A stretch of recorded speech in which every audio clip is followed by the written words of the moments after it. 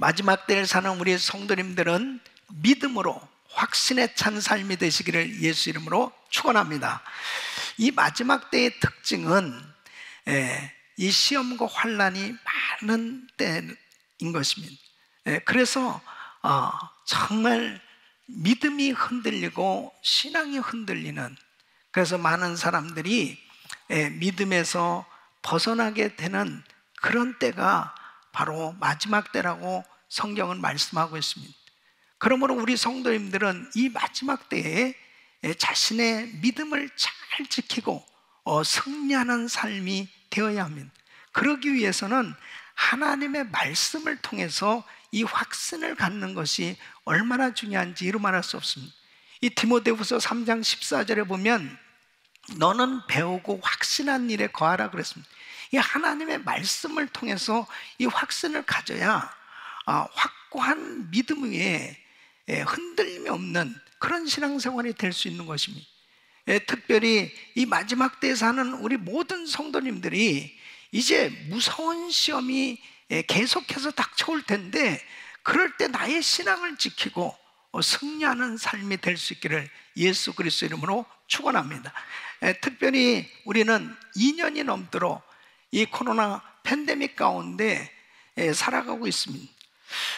이러한 때를 성도들 가운데는 또 많은 사람들이 이 성경에서 말하는 말세의 징조가 아닐까요? 그렇게 궁금해하죠.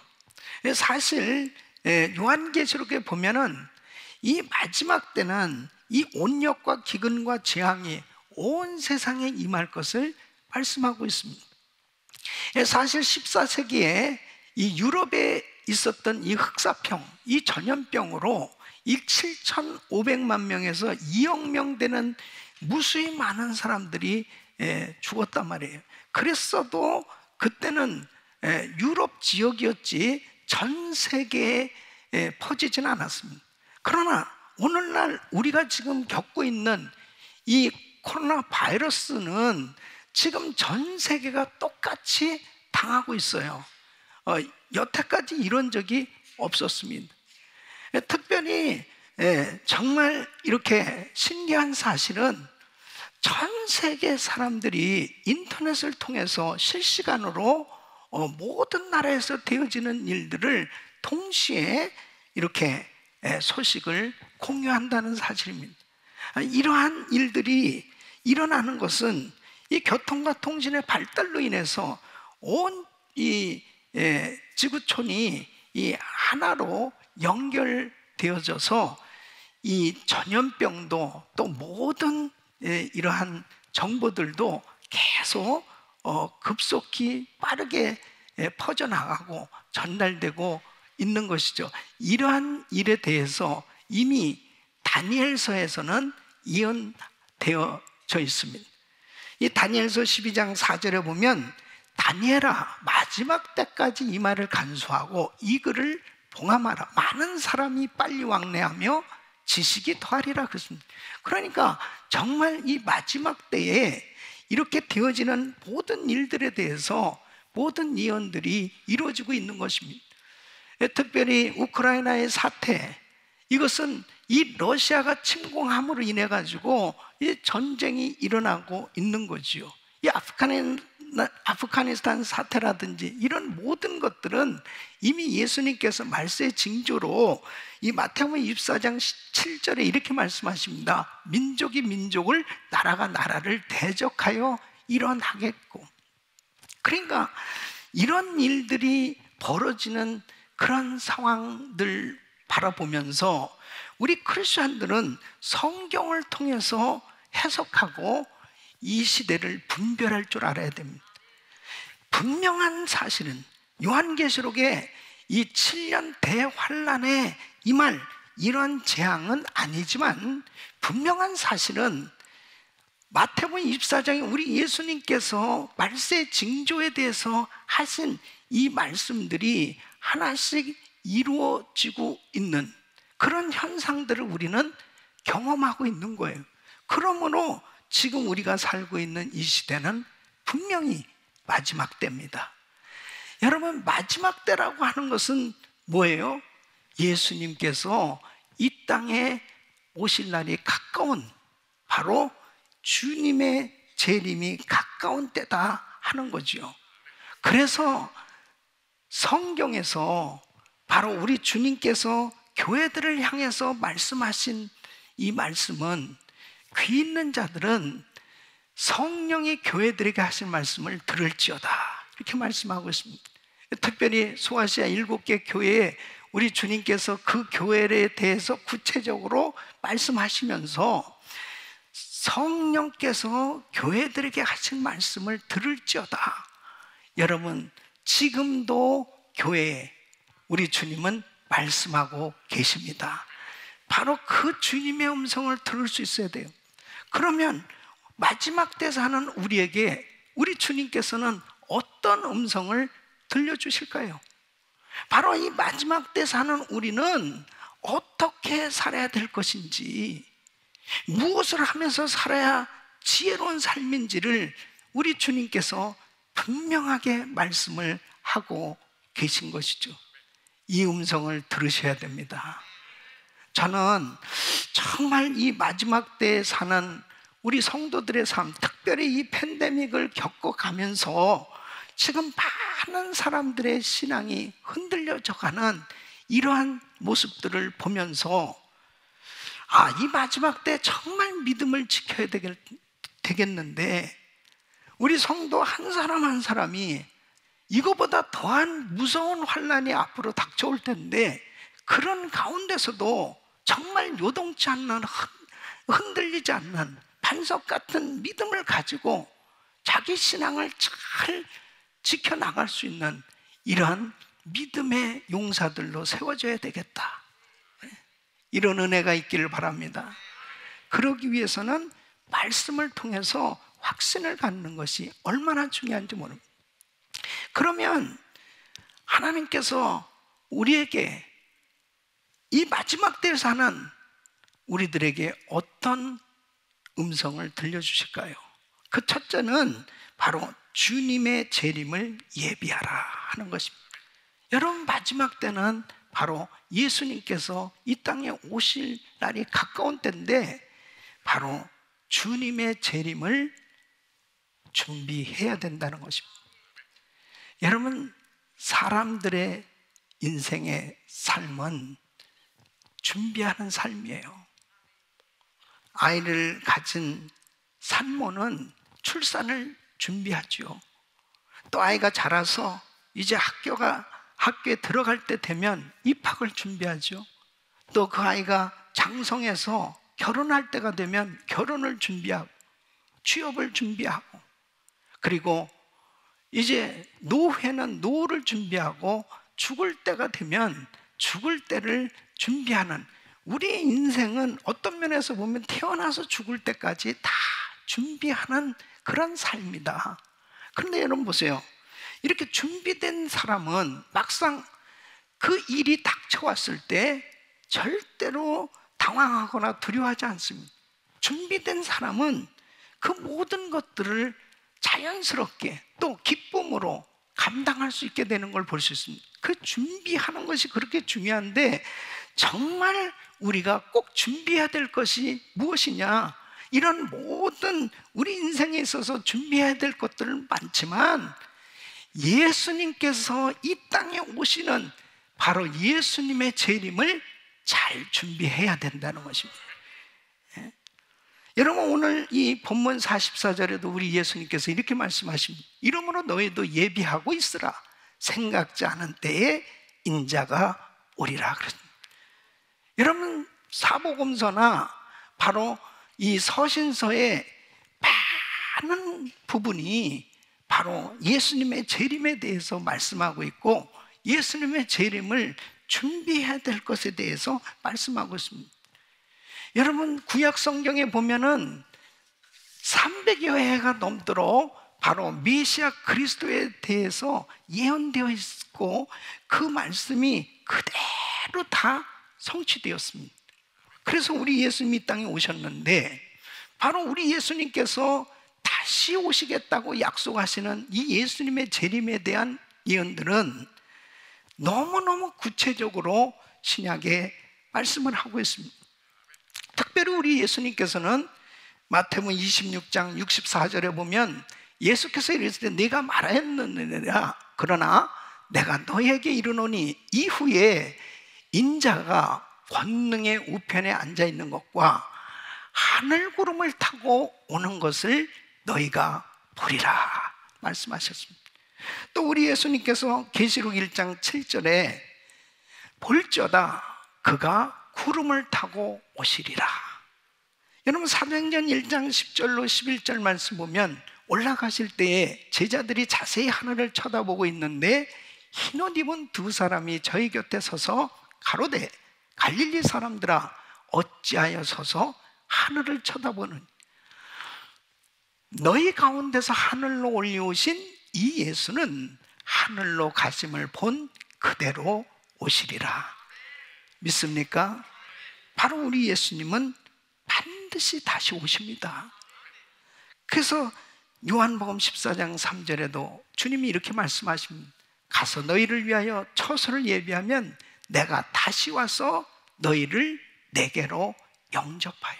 우리 예수님은 분명히 다시 오신단 말이에요. 그 다시 오실 예수님에 대한 이 분명한 확신을 가지고 살아야 돼요. 이 마지막 때를 사는 우리에게 있어서 정말 중요한 이 신앙은 예수님 다시 오신다는 이 분명한 확신을 가지고 이 믿음을 가지고 예비하고 준비하는 삶이 되어야 이 마지막 때를 사는 성도로서 가장 지혜로운 삶이라고 성경은 말씀하고 있는 것입니다.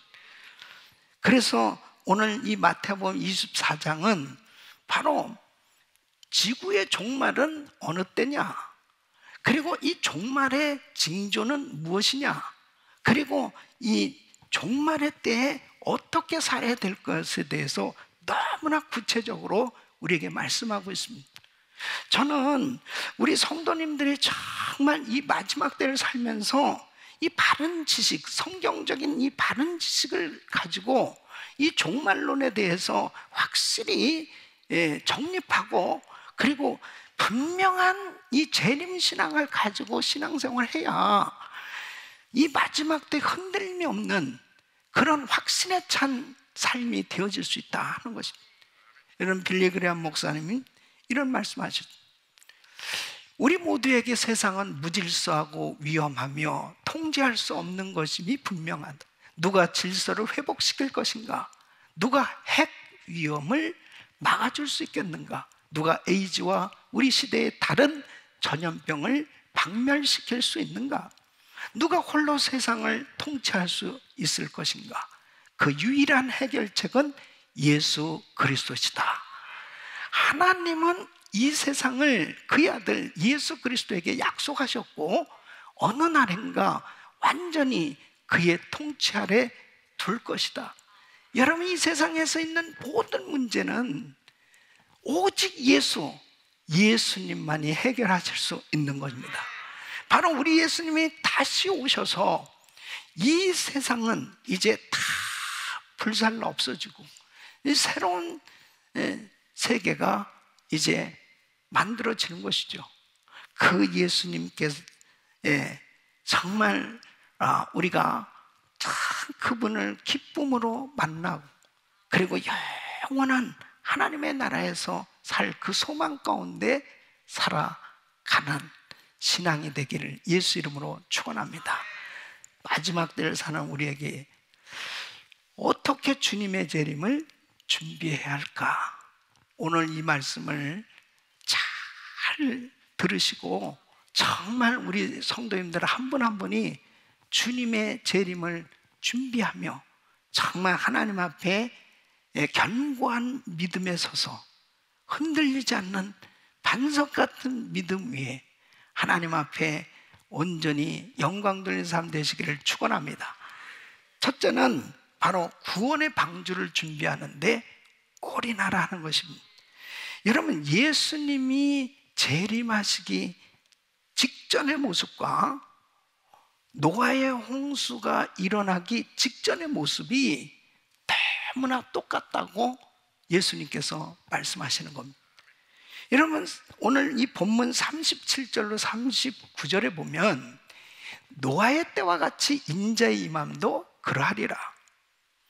홍수 전에 노아가 방주에 들어가던 날까지 사람들이 먹고 마시고 장가들고 시집가고 있으면서 홍수가 나서 저희를 다 멸하기까지 깨닫지 못하였으니 인자의 임함도 이와 같으리라. 그러니까 노아의 그 홍수 사건이 일어나는, 홍수 심판이 있을 그때에 사람들이 어땠느냐? 홍수가 나서 저희를 다 멸하기까지 깨닫지 못했다는 것입니다. 그러니까 우리 예수님께서 다시 오실 때도 역시 그 마지막 때도 사람들이 예수님 다시 오시면 이 세상은 완전히 심판받고 불살로 없어지죠. 바로 그러한 때가 되었을 때도 똑같이 사람들은 시집가고 장가가고 먹고 마시고 그냥 세상에 온통 빠져서 그렇게 살게 될 것을 말씀하고 있습니다. 그러니까 여러분 보세요.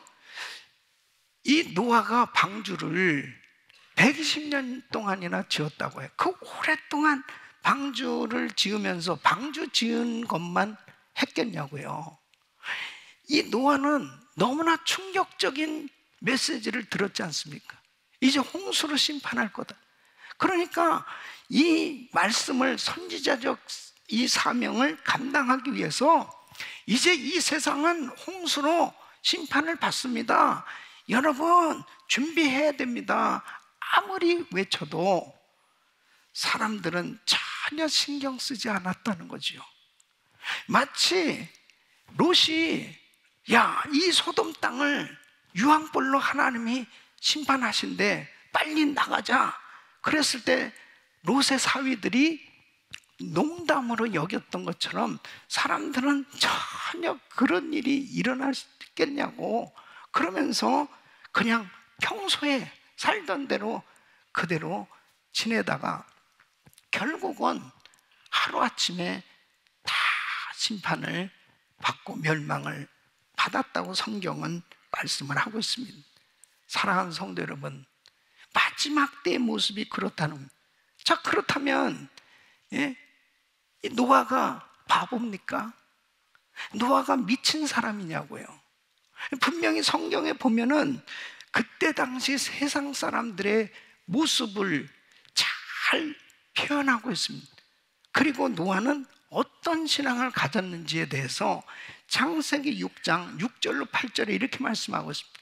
땅 위에 사람 지으셨음을 한탄하사 마음에 근심하시고 가라사대 나의 창조한 사람을 내가 지면에서 쓸어버리되 사람으로부터 육축과 기는 것과 공중의 새까지 그리하리니 이는 내가 그것을 지었음을 한탄함이니라 하시니, 하나님이 인생 지으심을 한탄할 정도로 그렇게 죄악이 관영한 세상, 그런 가운데서도 그러나 노아는 여호와께 은혜를 입었더라. 바로 노아는 은혜를 받은 사람이었습니다. 그리고 9절에 노아에 대해서 이렇게 소개하고 있습니다. 노아의 사정은 이러하니라. 노아는 의인이요 당세의 완전한 자라. 그가 하나님과 동행하였습니다. 그러니까 하나님이 참 이 노아의 신앙을 인정할 만큼 그는 얼마나 정직하고 진실하고 그리고 거룩한 그러한 삶을 살았던 것을 분명히 말씀하고 있습니다. 자, 그렇다면 노아가 거의 한 500년은 이렇게 참 신앙생활 잘하는 모습이 주변 사람들에게도 보여졌을 텐데, 노아가 홍수 심판에 대해서 그렇게 외쳐도 사람들이 받아들이지 못하는 참으로 안타까운 그런 상황이었죠. 그때 창세기 6장 13절로 14절에 하나님께서 이렇게 말씀하십니다. 하나님이 노아에게 이르시되 모든 혈육 있는 자의 강포가 땅에 가득하면 그 끝날이 내 앞에 이르렀으니 내가 그들을 땅과 함께 멸하리라. 너는 잣나무로 너를 위하여 방주를 짓되, 그래서 이제 이 홍수로 이 세상 심판할 텐데 너는 방주를 준비해야 돼. 이렇게 하나님께서 그에게 분명한 메시지를 주셨습니다. 이 메시지를 받은 노아는 이제 노아의 관심이 완전히 달라졌습니다. 그의 관심은 이제 방주를 준비해야 되겠다. 방주 짓는데 올인합니다. 길이가 135m요, 높이가 13.5m요, 넓이가 22.5m. 어마어마한 이 방주를 건축하는 일, 이 일은 쉬운 일이 아니죠. 많은 재정이 필요했을 것이고, 많은 인력과 또 이 주님이 주신 설계도대로 이것을 공사한다고 하는 것은 많은 시간이 들고 정말 엄청난 그러한 자재와 모든 것들이 필요한 이 일을 위해서 그는 올인하는 모습을 보게 됩니다. 노아가 자기가 농사를 더 잘 져서 사업을 더 잘해서 내가 부자가 되고, 그리고 정말 큰 집에 좀 더 넓은 땅을 차지하고 내가 좀 더 유명한 사람이 돼야 되겠다고 하는 그러한 부분에 관심을 갖고 산 것이 아니고, 그의 관심은 온통 이 방주를 준비해야 되겠다, 건축해야 되겠다. 왜?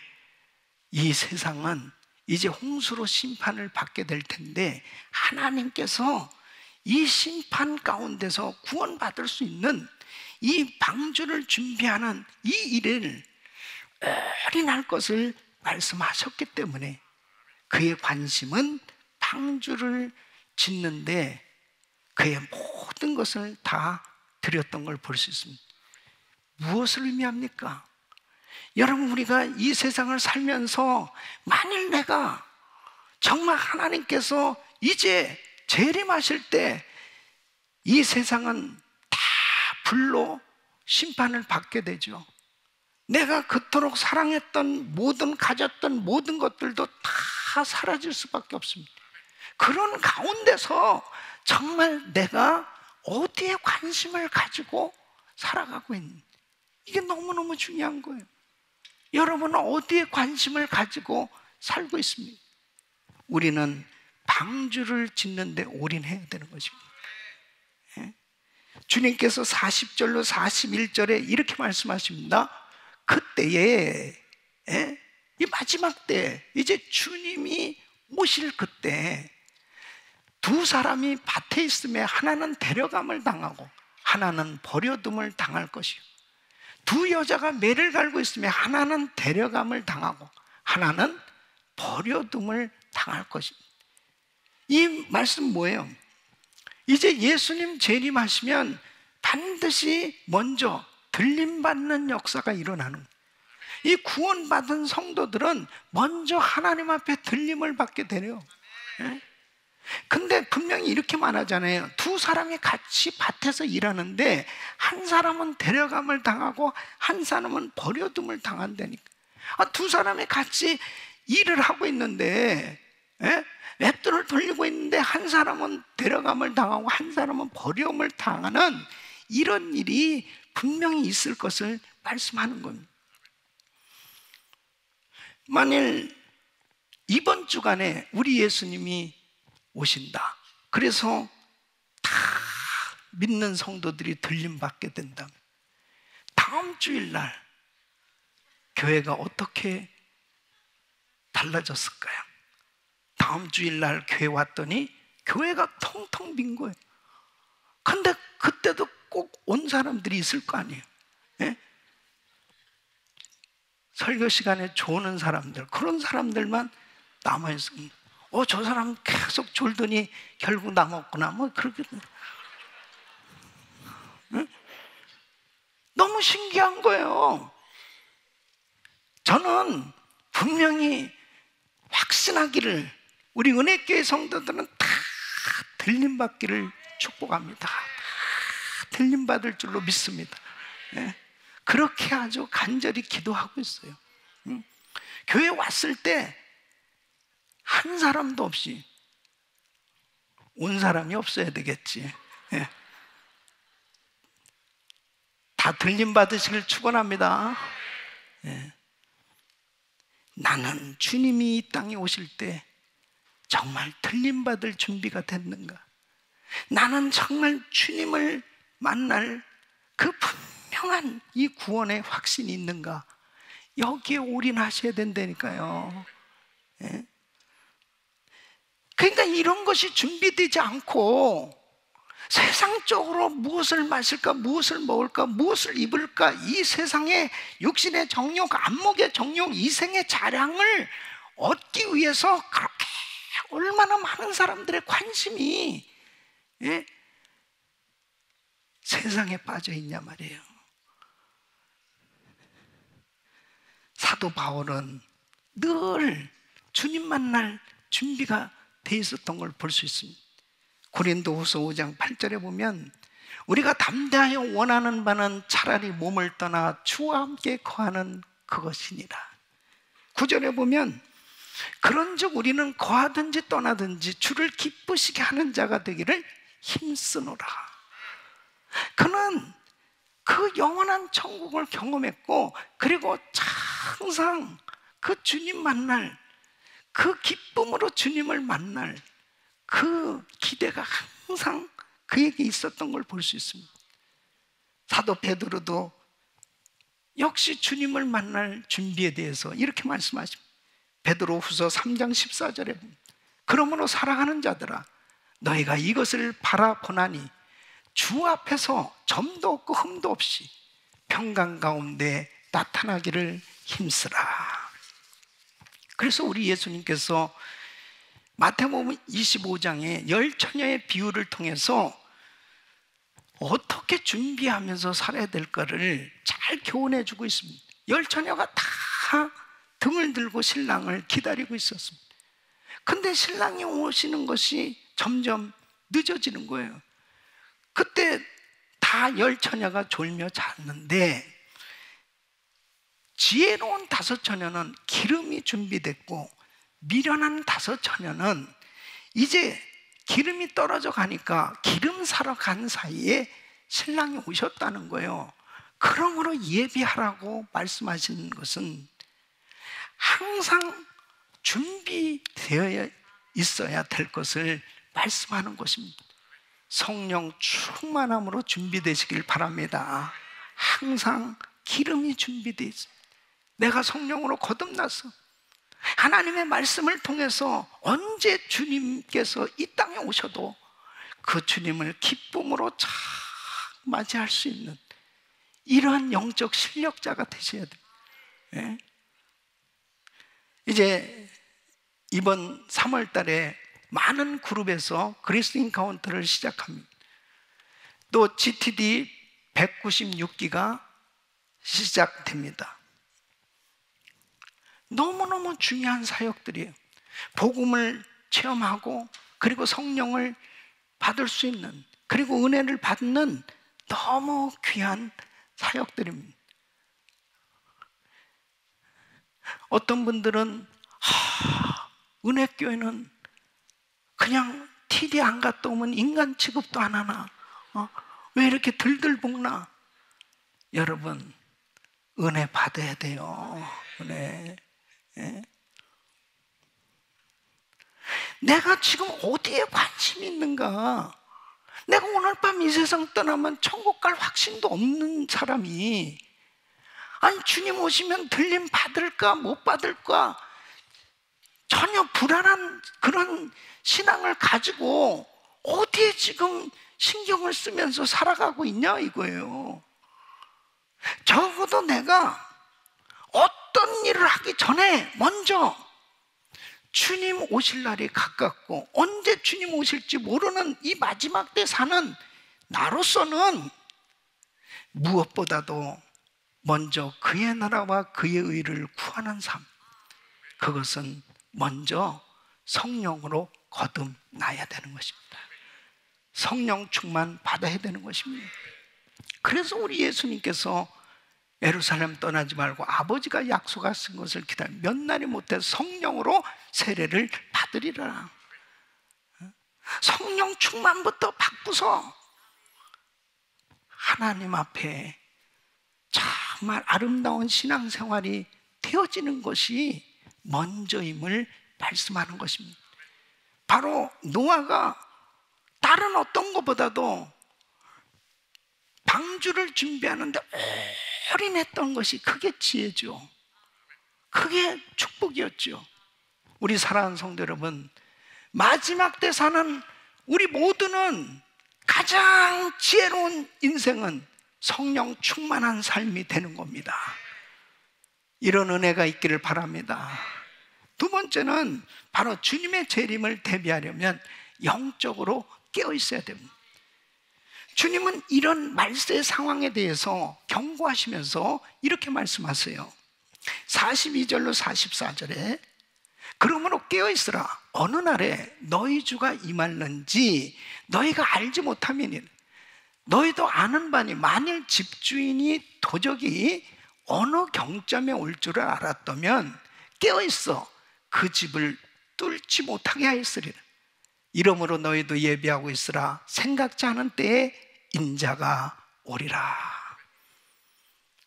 여러분, 깨어있는다는 것이 뭐 24시간 잠을 자지 않는다거나 매일 교회에 나오는 그런 것을 얘기하는 게 아니죠. 여기서 깨어있으라는 것은 바로 영적으로 깨어있으라는 거예요. 영적으로 깨어있으라는 이 말씀은 자신을 좀 돌아보라는 거예요. 정신을 차리라는 말씀입니다. 그러니까 지금 정신을 차리고 자신을 돌아보면 뭐가 부족한지를 제대로 알게 된다는 거죠. 그래야 대비할 거 아니에요. 그래야 예비할 수 있는 삶이 될 수 있는 거죠. 한 마을에 남의 것을 잘 훔치는 도둑놈이 살고 있었어요. 이 도둑이 친구들과 함께 아주 그 동네에 큰 부잣집을 털기로 모의를 합니다. 근데 이 소식이 그 큰 부잣집 주인한테 들어간 거예요. 그 비밀이 누설된 거죠. 그러니까 그 주인이 어떻겠습니까? 종들을 다 불러서 우선 집에 중요한 창고 그리고 대문 이런 모든 것들을 다 방비하기 시작하는 거예요. 그리고 그 주인이 잠이 옵니까? 불을 환히 켜놓고 지키는 거예요. 그래 도둑이 그 집을 약탈해 갈 수 있겠어요? 무엇을 지금 교훈하고 있는 것입니까? 주님 오실 날이 가까울수록 사람들은 어두운 짓을 하고 그리고 정말 죄악 가운데 살아가면서 자신이 지금 무엇이 잘못되고 있는지 자기 집안이 자기의 삶 자체가 어떻게 잘못됐는지를 잘 모르고 살고 있다는 거예요. 그래서 정신을 차리고 깨어서 돌아보면 이런 부분들이 잘못되었구나 하는 걸 깨닫고 방비할 수 있다는 거예요. 여러분 보세요. 라오디게아 교회에 우리 예수님께서 깨닫게 말씀을 주십니다. 요한계시록 3장 17절로 18절 보면 내가 말하기를 나는 부자라 부유하여 부족한 것이 없다나 내 곤고한 것과 가련한 것과 가난한 것과 눈먼 것과 벌거벗은 것을 알지 못하는도다. 내가 너를 권하노니 내게서 불로 연단한 금을 사서 부유하게 하고 흰옷을 사서 입어 벌거벗은 수치를 보이지 않게 하고 안약을 사서 눈에 발라 보게 하라. 이 라오디게아 교인들은 우린 그래도 괜찮게 신앙생활 한다고 착각하고 있는 거예요. 물질 좀 있다고 부자라고 영적으로도 부자인 것처럼 착각한다는 거예요. 그러니까 주님께서는 야, 너 실상은 벌거벗었어. 너 실상은 영적으로 소경이야. 우리 주님께서 지금 너 자신을 좀 바라고 말씀을 하고 있는 거예요. 영적으로 깨어야만 내가 이렇게 부족하구나. 교회를 10년, 20년, 30년 다닌 기도 한마디도 할 줄 모르고, 예? 대표 기도하는데 어느 교회에서 그랬대잖아요. 이렇게 적어놨는데 선풍기 바람에 날아가니까 주여 어디로 가시나이까. 도대체 기도 한마디 할 줄도 모르고, 그리고 이게 성경이 마태복음이 어디 있는지도 모르고, 예? 아무 주님이 언제 오시는지 전혀 깨닫지도 못하고 살고 있는, 영적으로 무지한 상태에 있을 때 얼마나 안타까운 거예요. 예? 여러분, 예수님께서는 언제 오신다고 말씀 안 하셨어요. 아니, 예수님이 날짜를 좀 가르쳐 주시면 좋겠는데, 그럼 그때라도 정신을 바짝 차리고 준비할 텐데, 주님은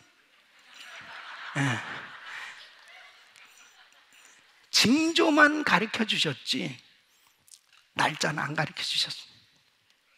마태복음 24장 36절에 보면, 그러나 그날과 그때는 아무도 모르나니 하늘의 천사들도 아들도 모르고 오직 누구만 아세요? 아버지만 아십니다. 하나님밖에 모른다니까요. 날짜 알려고 하지 마세요. 날짜는 안 가르쳐 주십니다. 옛날에 10월 28일 날이라고 날짜를 아주 버젓이 얘기했다가 망신당했잖아요. 여러분, 성경에 위배된 말씀이잖아요. 모른다면 모르는 거지.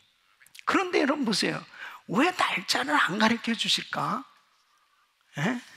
깨어 있으라는 것입니다. 깨어 있어. 긴장을 풀면 안 된다는 거예요. 그래서 성경에 보면 이 영적으로도 참 긴장이 풀려지면 꼭 잠을 자요. 그거 참 신기해요. 그 노아 할아버지 보세요. 얼마나 잘했어요. 방주도 준비했고, 그 다음에 방주에서 나와서 정말 하나님 앞에 예배도 드렸고, 거기까지 잘했는데 긴장이 풀렸습니다. 술 잔뜩 마시고 취해서 벌거벗고 자다 진짜 자식들 앞에서 수치스러운 모습을 보이는, 망신을 당하는 모습을 보게 됩니다. 요나도 하나님의 낯을 피해서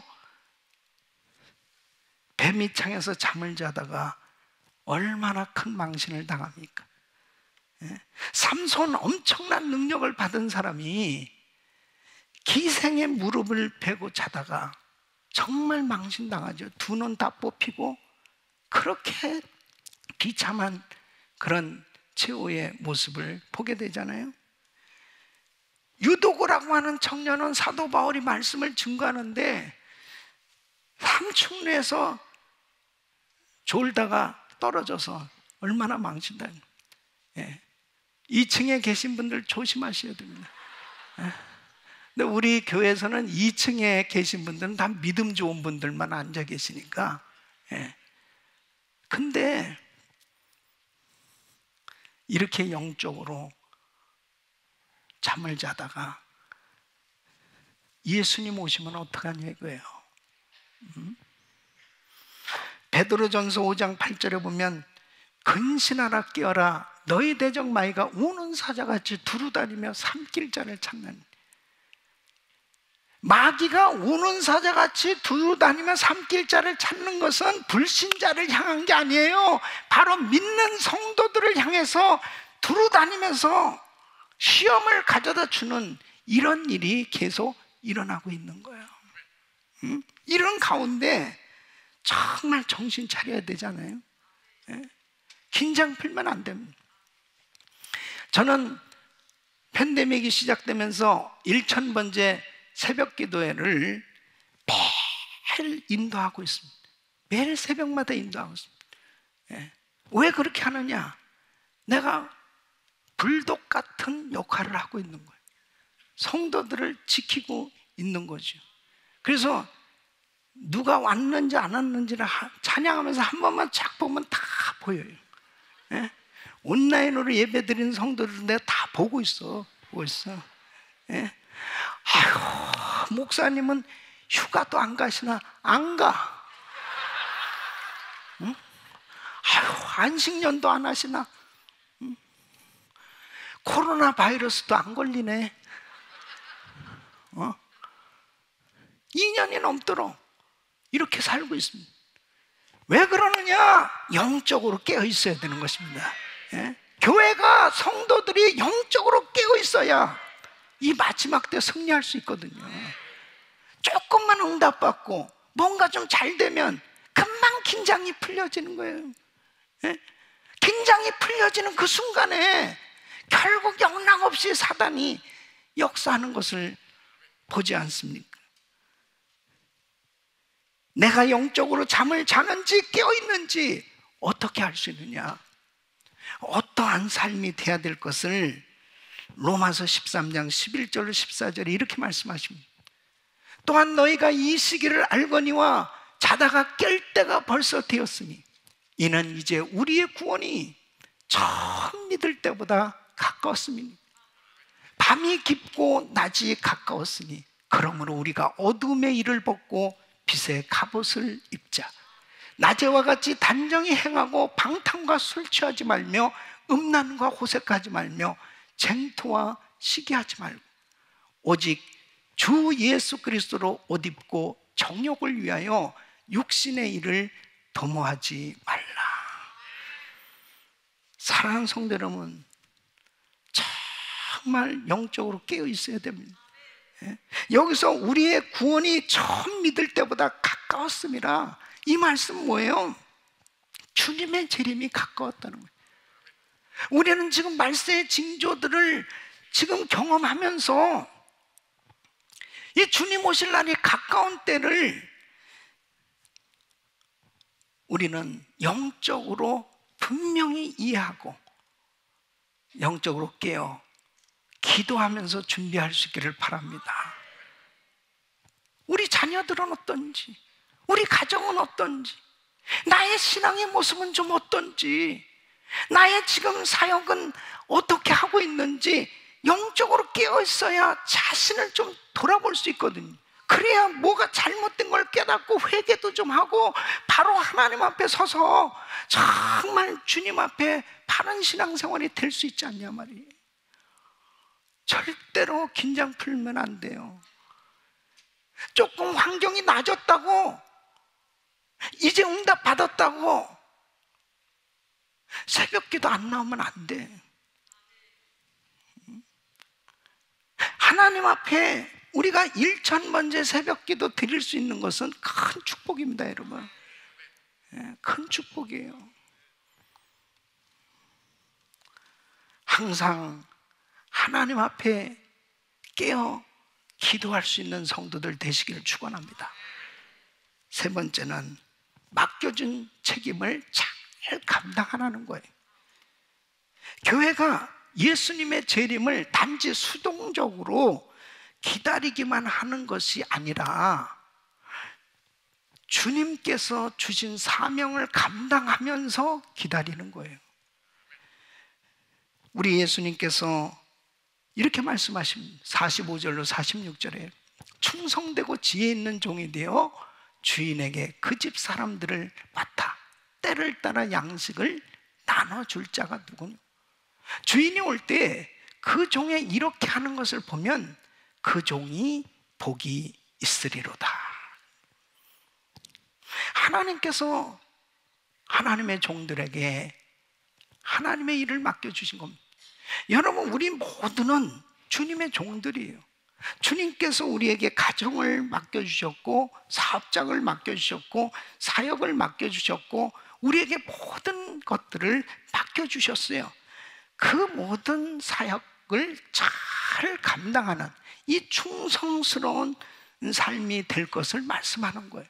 그러니까 예수님께서 이제 오실 때 어떤 사람을 칭찬하시느냐?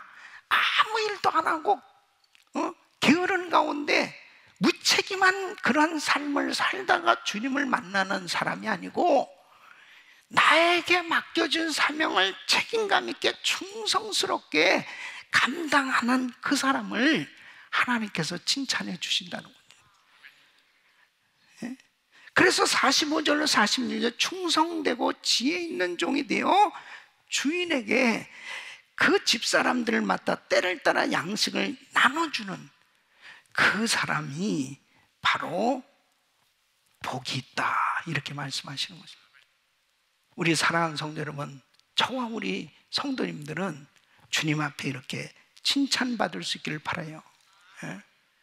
그러나 반대로 주님에 맡겨주신 것을 청지기 역할을 감당하지 못하고 방종하고 그리고 남용하고 그리고 함부로 사는 그런 인생은 반드시 책망을 받습니다.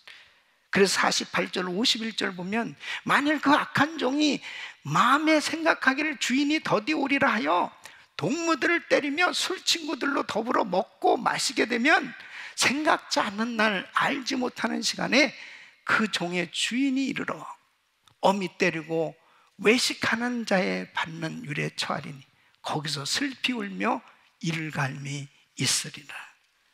여러분, 우리에게 맡겨진 책임 잘 감당하셔야 돼요. 하나님께서 나에게 맡겨주신 이 사명 얼마나 중요한지 모릅니다. 이 사명을 감당하기 위해서 때로는 정말 잠도 제대로 자지 못할 때도 있고, 또 힘든 그런 어려운 가운데서도 그 일을 감당하기 위해서 몸부림치면서 하나님 말씀에 순종하려고 애를 쓰는 그러한 삶이 되어졌을 때 그게 절대로 손해가 아니에요. 주님께서 반드시 책임져 주시는 것입니다. 그것에 대해서 47절에 이렇게 말씀하십니다. 내가 진실로 너에게 이르노니 주인이 그 모든 소유를 저에게 맡기시리라. 그 종을 칭찬해 주시는 겁니다. 얼마든지 사람들은 육신의 편안함을 추구하면서 게을러지기 쉬운 그러한 연약한 그릇이에요.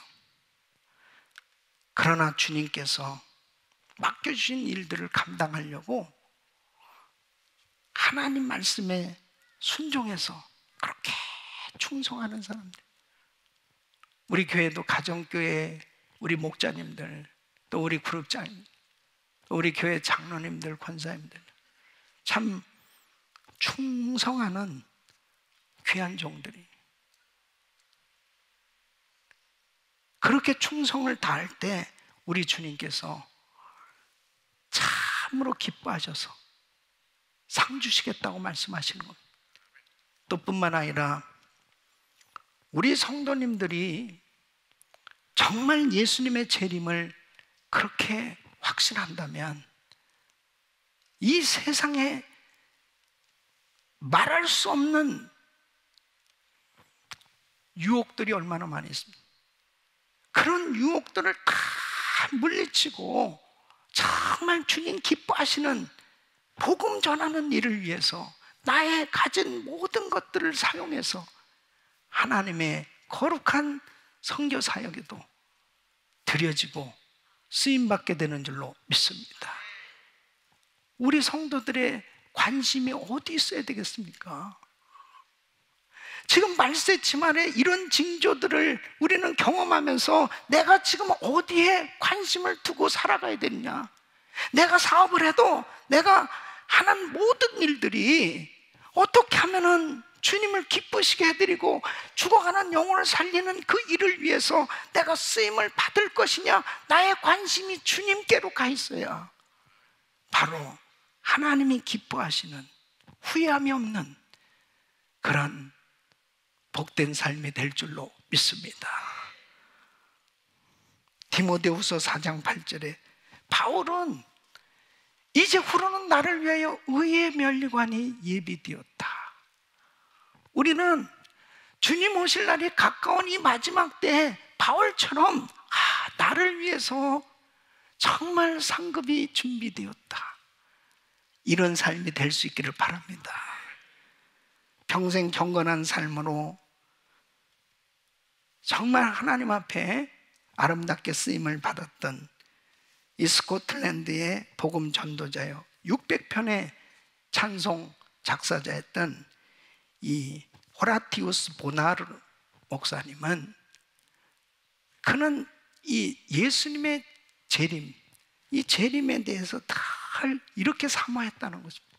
아침에 일어나서 창문을 확 열면서 아침에 주님 오실까요? 이제 잠자리에 들 때 한밤중에 창문을 닫으면서 오늘 밤에 주님 오실까요?